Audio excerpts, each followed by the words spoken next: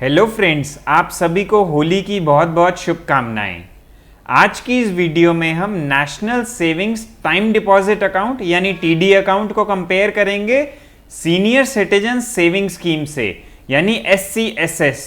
और तीसरी स्कीम जो हम कंपेयर करेंगे वो है मंथली इनकम स्कीम यानी national savings monthly income account, जिसे MIS भी शॉर्ट में कहा जाता है। हम इन तीनों स्कीम्स का कंपैरिजन करने वाले हैं with the help of example, तो आप इस वीडियो में बने रहिएगा। मैं अपना इंट्रोडक्शन दे देता हूं। मेरा नाम पुनीत नागपाल है। बाय प्रोफेशन मैं एक सर्टिफाइड फाइनेंशियल प्लानर हूं। ये मेरा व्हाट्सएप नंबर भी स्क्रीन पर मैंने दे दिया है, आप चाहें तो मुझे कॉन्टैक्ट कर सकते हैं। और अगर आप हमारे चैनल पर नए हैं तो इसे सब्सक्राइब जरूर कर लीजिएगा। So let's get started. हम टीडी अकाउंट को कंपेयर कर रहे हैं SCSS और MIS के साथ। सबसे पहले देख लेते हैं कि कौन इसमें इन्वेस्टमेंट कर सकता है। तो टीडी अकाउंट की बात करें तो दोस्तों कोई भी रेजिडेंट इंडिविजुअल यानी कोई भी इंडियन और बच्चों के नाम पर, माइनर्स के नाम पर भी आप इसमें इन्वेस्टमेंट कर सकते हैं। सीनियर सिटीजन सेविंग स्कीम में जैसे कि नाम से पता लग रहा है सिर्फ 60 साल या उससे ऊपर के व्यक्ति इन्वेस्ट कर सकते हैं।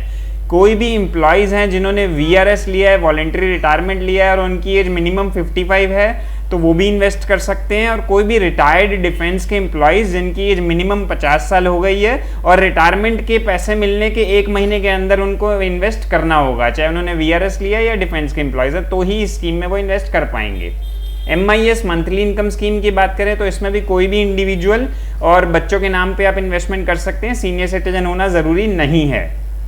चलिए अब देख लेते हैं कि मोड ऑफ होल्डिंग, आप किस तरीके से अकाउंट इसमें खोल सकते हैं। कोई भी टीडी में आप इंडिविजुअल या जॉइंट में अकाउंट खुलवा पाएंगे। सीनियर सिटीजन सेविंग स्कीम में भी आप इंडिविजुअल अकाउंट या जॉइंट, लेकिन सिर्फ अपने स्पाउस के साथ आप जॉइंट अकाउंट खुलवा सकते हैं। MIS में भी आप इंडिविजुअल अकाउंट या जॉइंट अकाउंट इजीली खुलवा सकते हैं। चलिए अब बात करते हैं कहाँ पे आप ये अप्लाई कर सकते हैं इसके लिए। अगर आप टाइम डिपॉजिट अकाउंट खुलवाना चाहते हैं तो किसी भी पोस्ट ऑफिस में ये खुल जाएगा। अगर आप सीनियर सिटीजन सेविंग स्कीम खुलवाना चाहते हैं तो पोस्ट ऑफिस या कुछ बैंक्स में आप ये अकाउंट खुलवा सकते हैं। और मंथली इनकम सेविंग स्कीम की बात करें तो किसी भी पोस्ट ऑफिस में आपको ये अकाउंट मिल जाएगा, आप खुलवा सकते हैं। मिनिमम इन्वेस्टमेंट की बात कर लेते हैं, यानी कम से कम कितना पैसा इन्वेस्ट करना होगा। टीडी अकाउंट में मिनिमम 1000 रुपये और 100 रुपये के मल्टीपल में आप इन्वेस्ट कर सकते हैं। सीनियर सिटीजन सेविंग स्कीम में 1000 रुपये मिनिमम है और 1000 रुपीज़ के मल्टीपल में आप इन्वेस्ट कर पाएंगे। MIS की बात करें तो इसमें भी मिनिमम 1000 है और 1000 के मल्टीपल्स में आप इन्वेस्टमेंट कर सकते हैं। अब बात करते हैं ज़्यादा से ज़्यादा यानी मैक्सिमम कितना आप इन्वेस्ट कर सकते हैं। टाइम डिपॉजिट अकाउंट की बात करें तो दोस्तों कोई भी लिमिट नहीं है, ये इसकी बहुत अच्छी खास बात है। इसमें अनलिमिटेड आप डिपॉजिट कर पाएंगे। सीनियर सिटीजन सेविंग स्कीम में 15 लाख रुपए से ज़्यादा आप इन्वेस्ट नहीं कर सकते हैं। और MIS में सिंगल अकाउंट 4.5 लाख और जॉइंट में 9 लाख की इन्वेस्टमेंट आप कर सकते हैं, उससे ज़्यादा आपको अलाउड नहीं होगा। चलिए अब इसके बारे में और कंपैरिजन देख लेते हैं। TD, SCSS और MIS की बात कर रहे हैं। टेन्योर देख लेते हैं, यानी कितने टाइम पीरियड के लिए अकाउंट खोले जाते हैं। TD अकाउंट 1 साल, 2 साल, 3 साल या 5 साल के लिए आप खुलवा सकते हैं और एक्सटेंड भी करवा सकते हैं इसको। सीनियर सिटीजन सेविंग स्कीम 5 साल के लिए खुलता है और इसको 3 साल के लिए आप एक्सटेंड कर सकते हैं। एक्सटेंड करने पर नया रेट लागू होता है। MIS की बात करें तो 5 साल का ये अकाउंट होता है और एक्सटेंड करना अलाउड इसमें नहीं होता है। चलिए अब और बात करते हैं हम टैक्स रिबेट की, कि टैक्स रिबेट किस में मिलती है और किस में नहीं मिलती। टाइम डिपॉजिट अकाउंट अगर आप 5 साल का खोलेंगे तो आपको 1.5 लाख तक की tax rebate under section 80C मिल सकती है। 1 साल, 2 साल, 3 साल में नहीं है। सीनियर सिटीजन सेविंग स्कीम में भी आपको 80C के अंडर टैक्स रिबेट मिल जाएगी, मैक्सिमम 1,50,000 की। MIS में टैक्स रिबेट दोस्तों नहीं होती है। चलिए अब टैक्सेबिलिटी की बात करते हैं। टाइम डिपॉजिट अकाउंट की बात करें तो इसमें जो इंटरेस्ट आपको मिलता है वो टैक्सेबल होता है। TDS पहले नहीं कट रहा था, लेकिन हो सकता है आने वाले टाइम में ये कटना शुरू हो जाए। सीनियर सिटीजन सेविंग स्कीम में इंटरेस्ट टैक्सेबल है और TDS भी काटा जाता है अगर 50,000 से ज़्यादा का इंटरेस्ट होता है। हालांकि आप 15G 15H फॉर्म भर के दे सकते हैं, अगर आपकी इनकम कम है तो आपका टैक्स नहीं कटेगा। MIS का इंटरेस्ट भी दोस्तों टैक्सेबल होता है। आने वाले टाइम पे हो सकता है TDS भी शुरू हो जाए, अभी कुछ क्लैरिटी इस पे नहीं है।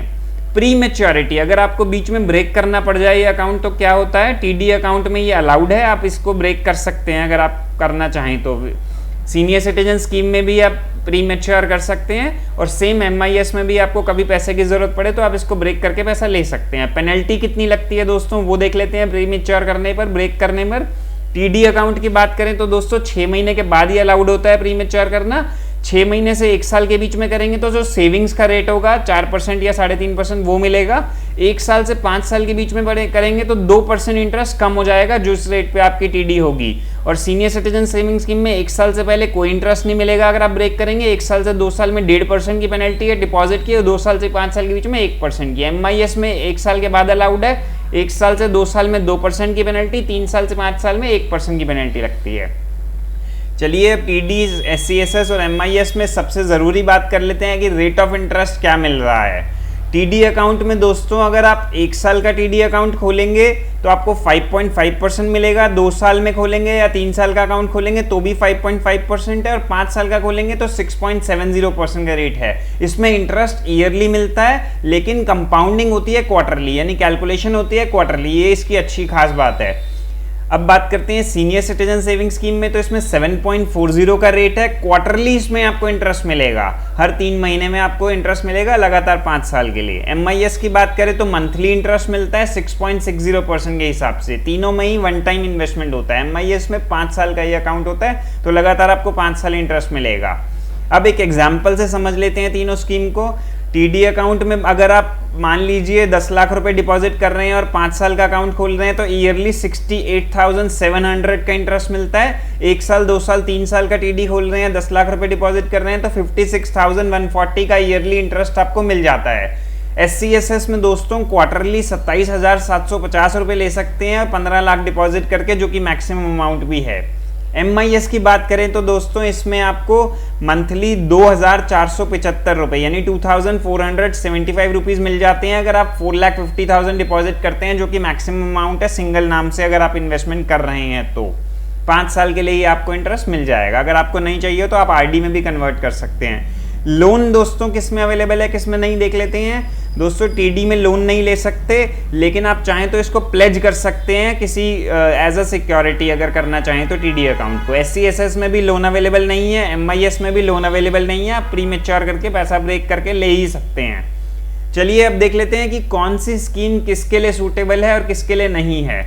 तो आप कौन से, किसको टीडी लेना चाहिए, किसको MIS, किसको SCSS, वो देख लेते हैं। अगर आप सीनियर सिटीजन नहीं हैं तो आप टाइम डिपॉजिट ले सकते हैं और ईयरली इंटरेस्ट अगर लेना चाहते हैं तो इसमें मिल जाएगा। अगर 1-2 साल 3 साल के लिए करना चाहें वो भी कर सकते हैं, और टैक्स रिबेट चाहिए तो 5 साल के लिए भी कर सकते हैं, रेट भी अच्छा है।